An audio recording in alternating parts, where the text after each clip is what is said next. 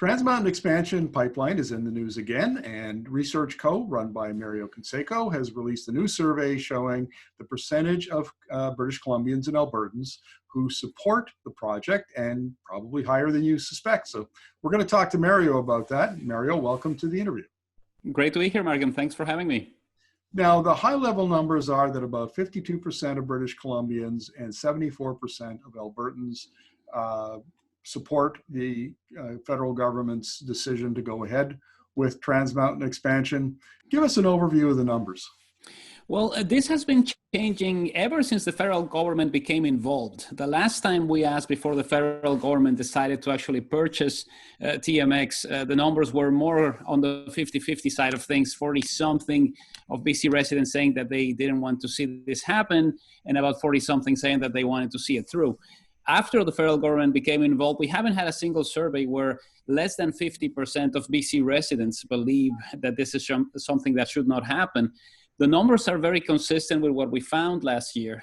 We still have a majority of BC residents who want to carry on with the expansion.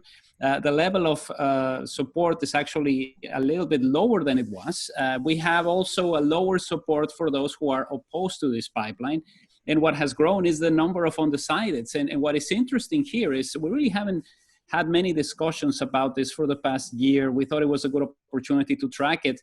And now we have a lot of respondents who are saying, oh, that thing, well, I don't know. I don't know what's happened over the past year. I don't know if I wanted to be there or not. So it's very complex.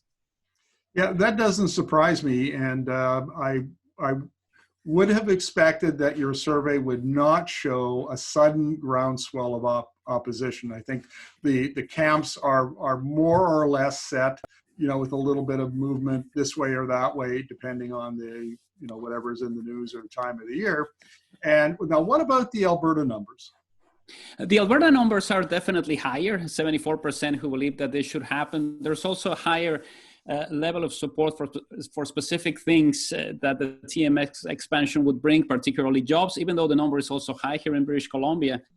And the one thing that is quite striking when you compare the findings in Alberta and in BC is that both areas of the country believe that the federal government didn't do well on this file. But the level of dismay at what Ottawa has done with the TMX pipeline is highest with BC Green voters in British Columbia and UCP voters in Alberta. So you could not have a more crazy coalition of people who are upset with Ottawa than the BC Greens and the Alberta United Conservatives.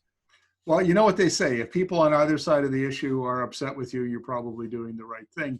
And I would argue, I mean, I can see the political dynamics here. The Green supporters were adamantly opposed to Trans Mountain expansion.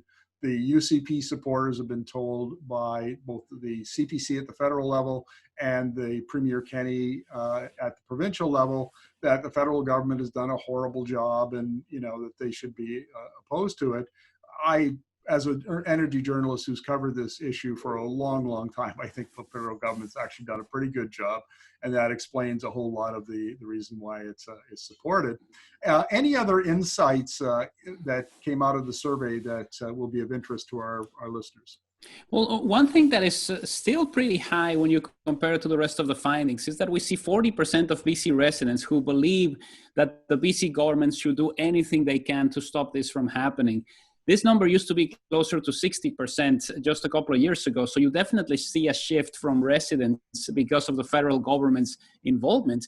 But it's still a pretty high number of residents who are concerned about this. And I think one of the problems is all of the momentum that we had related to the concerns, particularly when it came to the oil tanker traffic, that we heard a lot about in 2015, 2016, 2017. That has been really gone from the airwaves. And I think this is one of the reasons for the numbers to be a little bit lower. We haven't had a lot of discussions about this. It's been all about COVID-19. It was all about the latest BC election, and we barely discussed issues related to energy policies, aside from a little bit of mentions related to Site C. So what's interesting here is now we have a higher level of undecideds. People are starting to forget about this issue, which is not what we imagined was going to happen 5 years ago. Yeah, I find it very interesting that 40% still want the provincial government to do everything they can. An underreported story, Vaughn Palmer in the Vancouver Sun and I reported on it, And that was a meeting, or it was a conversation that took place in budget debates at the BC legislature early in 2019, in which Environment Minister George Heyman admitted to his Liberal committee members that, in fact, a few days after the NDP formed government in 2017, they had had legal advice already that there was nothing the provincial government could do to stop it. Now, conveniently, they didn't didn't declare that publicly. And and it's not widely known within BC that that's the case. But I guess 20% of people were paying attention because they understand that. Well, Mario, thank you very much for this. Really appreciate it. We always enjoy your insights into issues of the day, and we'll look forward to chatting with you again in the near future. My pleasure.